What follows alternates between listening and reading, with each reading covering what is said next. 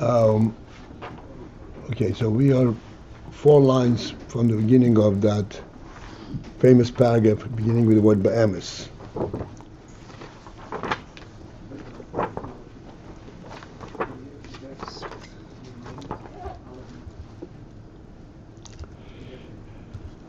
We discussed yesterday the principle that is being emphasized here,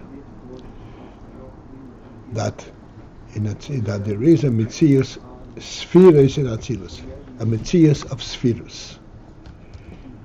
And so we discussed what is the principle that is expressed by the word metziut of metziut Chochmah v'chesed, an actual presence of Chochmah v'chesed.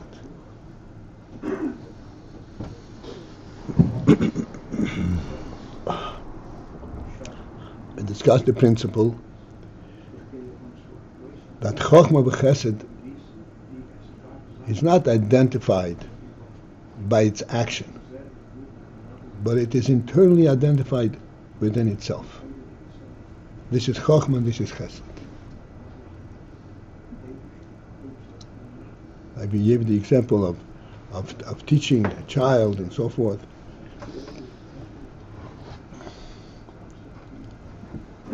Even though the Chochmah and the chesed are actually emanations and drawn from a much higher quality, that's called Oyneg and Rotzen, which is a reflection and the revelation of an Etzem HaNefesh. True, it goes all the way back to the Etzem HaNefesh, but then it descends and it is reformatted at the level which becomes a metziut of Chochmah and Chesed, of doing kindness, of explaining, of learning a Chochmah, exclusively just to learn the Chochmah. Although the learning of the Chochmah is definitely dependent on the having the Oyneg and the Rotzen and so forth, the higher qualities.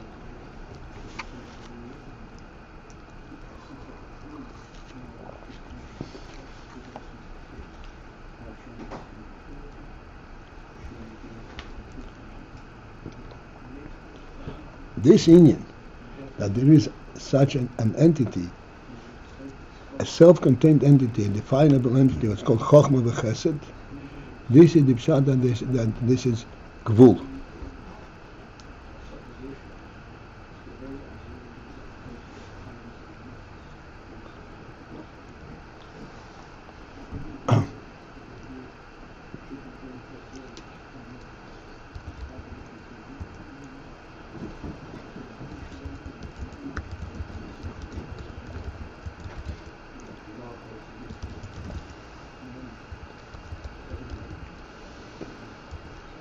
In our moshel, which we're not finished yet, but in our moshel, even though there is what's called a dynamic and a total relationship, there is also the union of a specific kind of action, of doing a chesed and or gvura, or recognizing Ayin of Chochmah.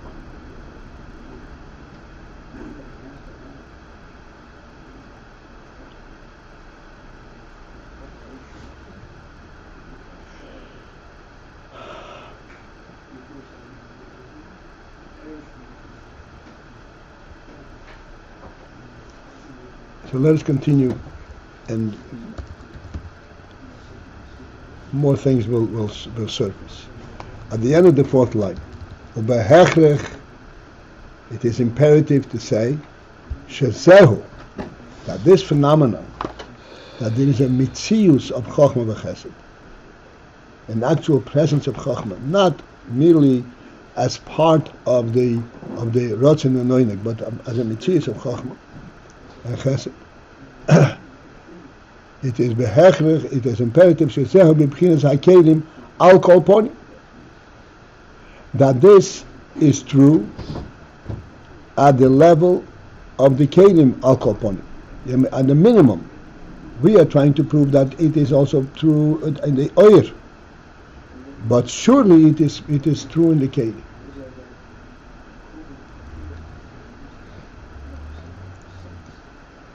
The phenomenon of keili will still discuss further. But we know that this is in the inner keili. If there is a metziut of Chochmah and chesed, it is at the minimum in the keili.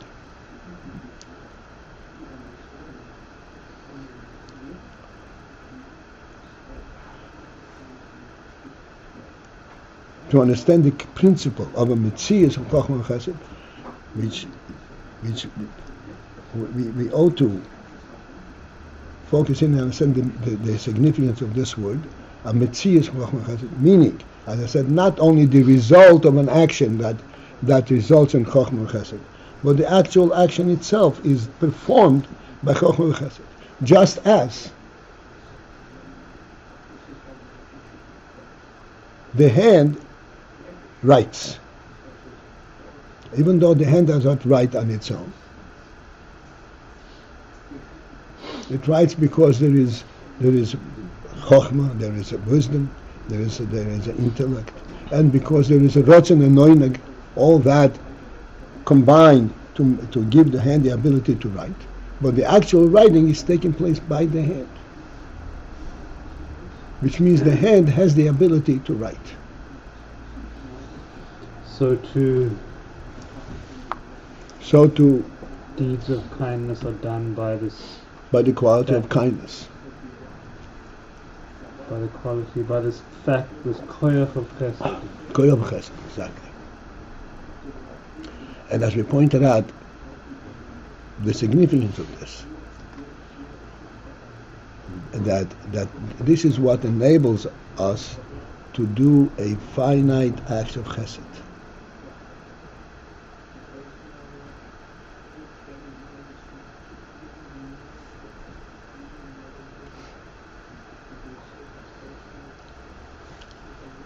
What's a finite act of chesed? To relieve a given discomfort, let's say, or to bestow a given good without uplifting and changing the entire panorama, the entire phenomenon. The entire phenomenon of the chesed. Let's say there's somebody coming for tzedakah. This person who's coming for tzedakah is in need of many, many things. In need of a complete setup of a home and a normal life. You take out $1 and give him $1. What do you give him $1 for? Mm-hmm. Go out and buy him a home and set him up. So it's only this koyach of chesed that allows for that to be limited to an act of chesed.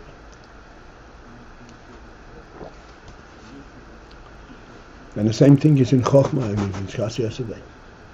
You teach your child AyinBase, but your aim is not the AyinBase. Your aim is that child should learn AyinBase. And you won't rest until he learns AyinBase. That you're not going to be able to teach him anything.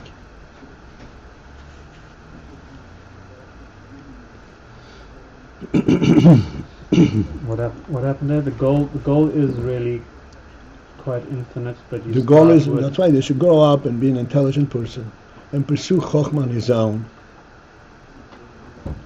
But you start with a very specific, defined practice. Then you bestow him, you give him a limited, an act of Chochmah. And you don't feel, that's the important thing, you don't feel, I've done nothing, I'm lying. No, you gave him Chochmah.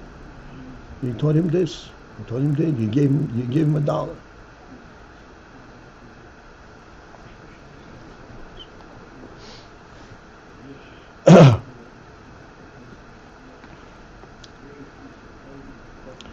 This ability to limit the action, limit the whole perception to a very specific element is is due to the fact that you see it from a koyach perspective rather than from a nefesh perspective.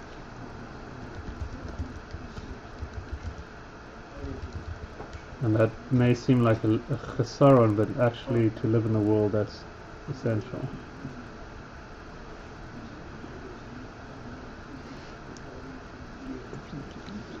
Correct, but I want to rephrase what you said.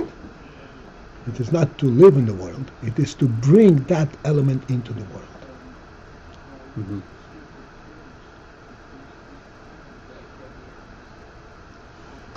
This is how you elevate the world, you transform the world. And our motion for this, the most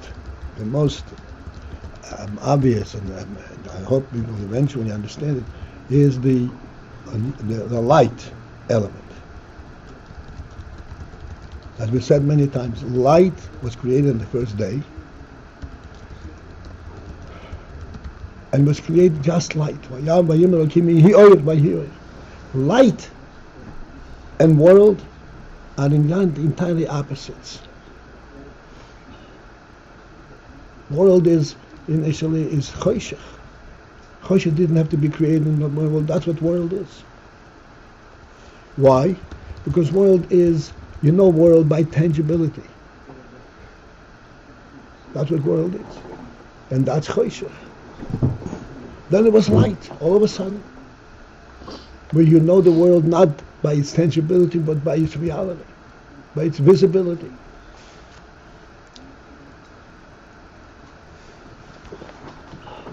Where does that come from? This is a godly gift. It's a separate creation.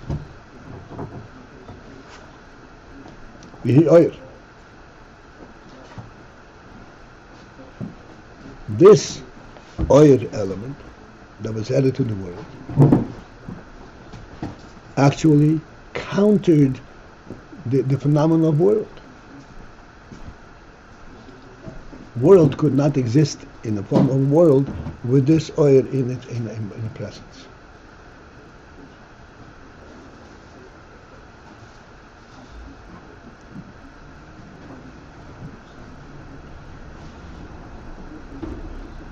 That's why this oil was removed and then reintroduced, but in a more contained manner, in a worldly manner. But there was not oil because there is a reality, a godly reality. There was oil because there was a sun that brings light to the world.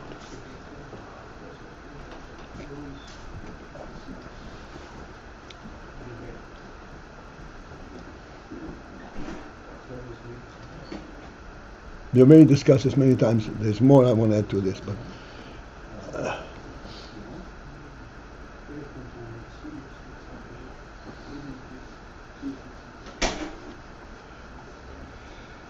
so this phenomenon, this finite, definitive element of a koyach and of a quality, this is primarily, first and foremost, it is in the keili. Let me explain this from the oil perspective.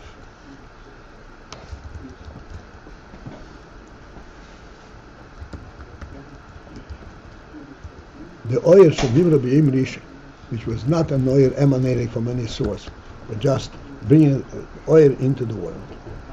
This oil completely nullified as what the nullified world is. Even as the world is, even as the world is in its full physicality, we know that if light were to be shining from every direction at the same time, a complete engulfment in light, then you would not see objects. The reason we see objects is that light, in fact, is coming from one direction. Because light is coming from one direction, therefore it creates the lit up side of the object and the dark side of the object, and that's how we see the object. This is where light relates in a keili form. Keili means to present the light, to enable it to illuminate the world. If you have light per se, without a keili, without a limited aspect, then it would not be illuminating world, because it's without a keili.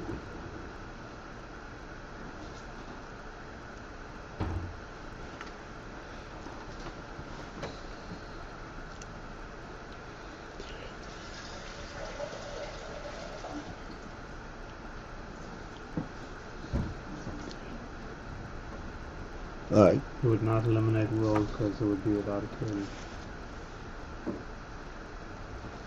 Showing on it specifically the keili that allows the clef to do its thing. Right.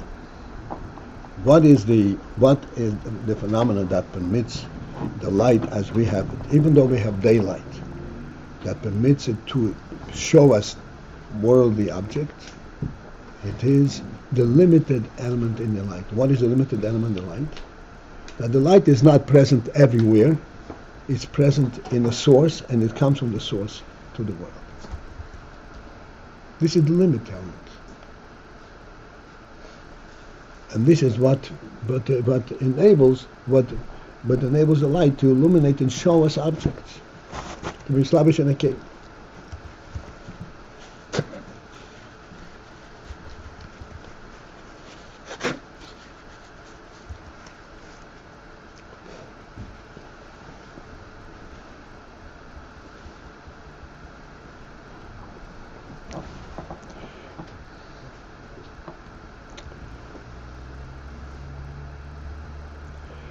So, as I corrected you, the right significance of this is not simply that it should be able to function. The whole purpose of the entire process is to bring the godly element into a worldly element. In a way that does not nullify the world. That's right. It does not, and yet it's a godly element. Mm-hmm. For example, you take out $1 from your own pocket and give it to somebody else. What is your relationship with this other person? He's a total stranger. He's in a separate metziut from you. And yet, there's a godly element in you that says, no, you cannot separate, you have to do chesed.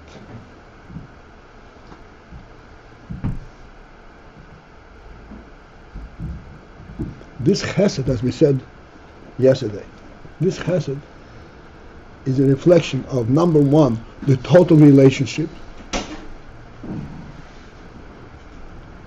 but then from the total relationship you translate it in a very specific and limited action.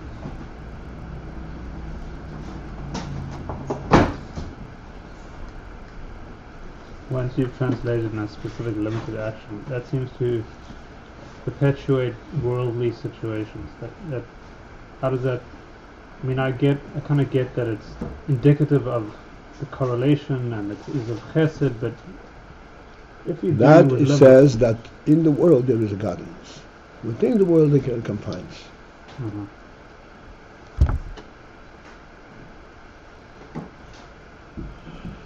We'll take the example of light, that it leaves now for shadow and it's limited. If the light was really increased, like we said it will be, then how will it still be world? It'll be different. It'll be different world, different kind of light. Then there will be a different thing. Then we will see a world from a godly perspective completely. Now we see world from a worldly perspective, and we want godliness brought into it.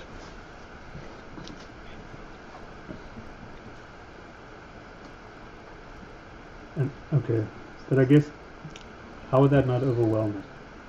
Which now we see it from a worldly perspective. We want godliness brought into it, yeah. But it would seem that the more godliness that's brought into the world, it overwhelms it until it's nullified. But No, no.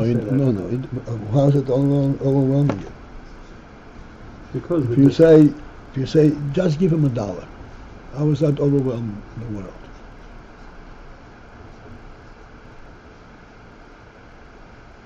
Because as more godliness is revealed, distinction is reduced until all is absorbed within Elokus. All is raised up to Atzilus. As I said yesterday, when you teach a child AyinBase, you're teaching him just the AyinBase. What is going to be resulting that in 20 and 30 years from now, that's beyond your teaching.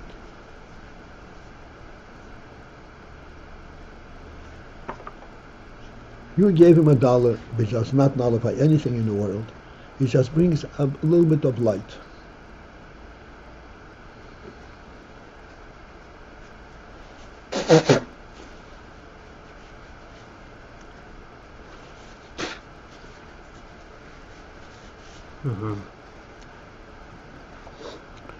This is the phenomenon of being magbil del oil in the keili.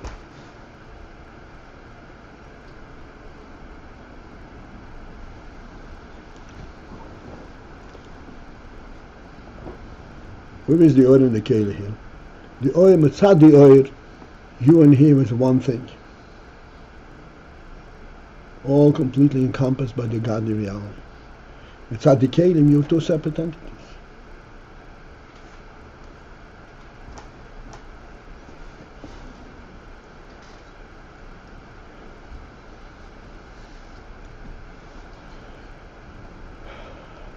So the principle that we are now focusing in to understand that even though it seems that the limit is only coming because of the keili, but there is an element that the light relates to the keili. Here is slapshus. The fact that the light, your neshama light, is able to relate to the keili shows that within that light there is also an element of gvul.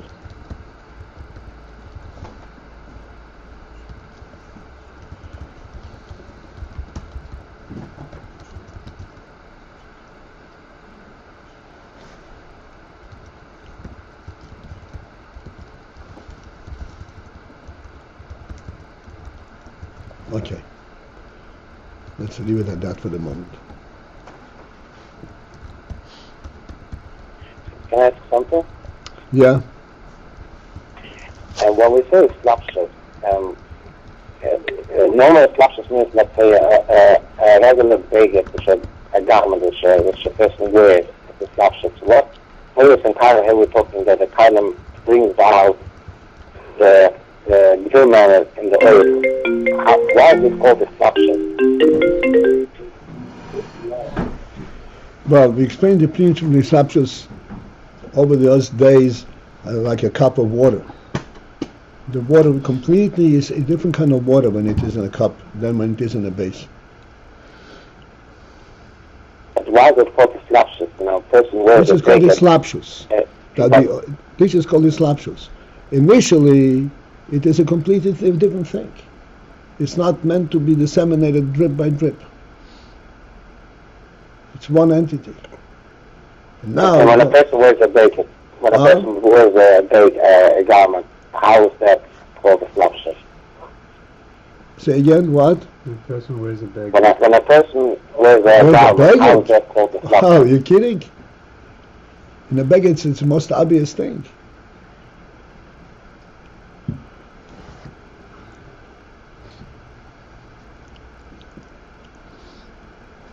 When you go out and you want to greet your friend,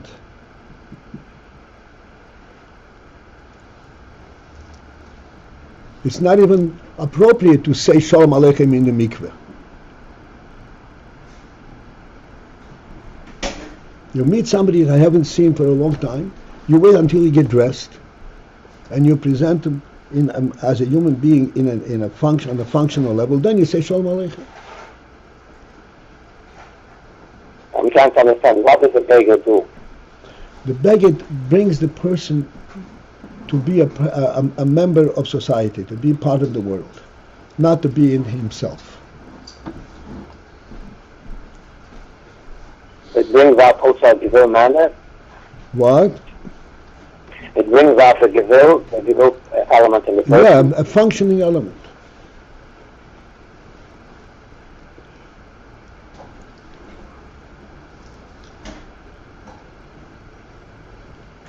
The reason you say Shalom Aleichem to your friend is because you're participants together in the world. Participants. But you have each a separate metzius. But the way you're unto yourself, nobody else exists in you than you.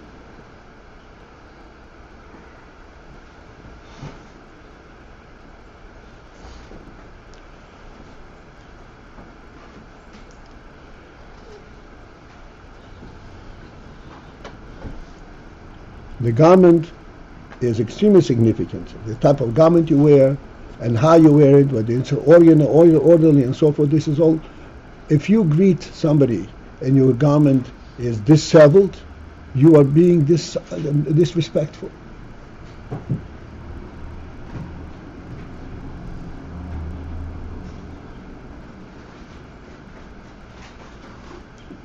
The Rebbe, every time, best that I can recall, before Shemoneh Esrei, what would the Rebbe do the last thing before Shemoneh Esrei? Adjust his tie.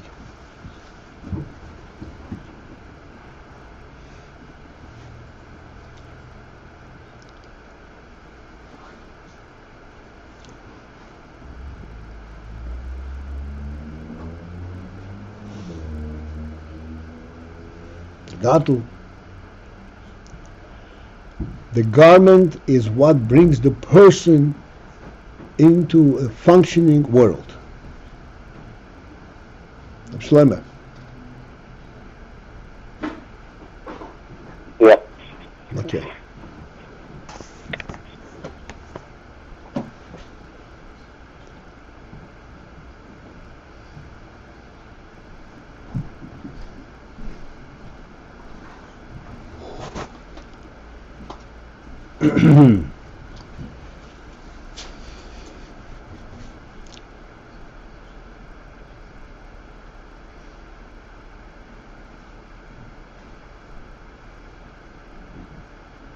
And then again, the same muscle. If the human being did not have inherently the ability to relate to a function, then he could not relate to a garment.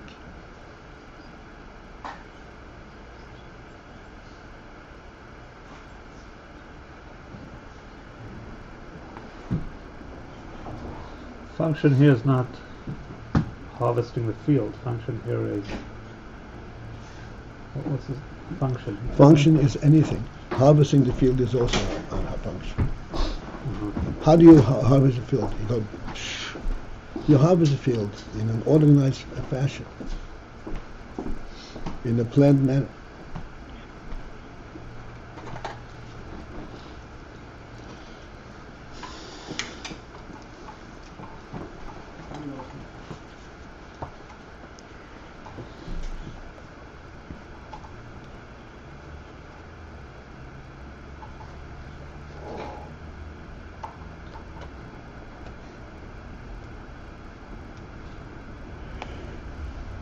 Okay, so we are on the line that begins with word al koponim, and mentioned tonight. This is where we're going to start. All right, have a good day. To remain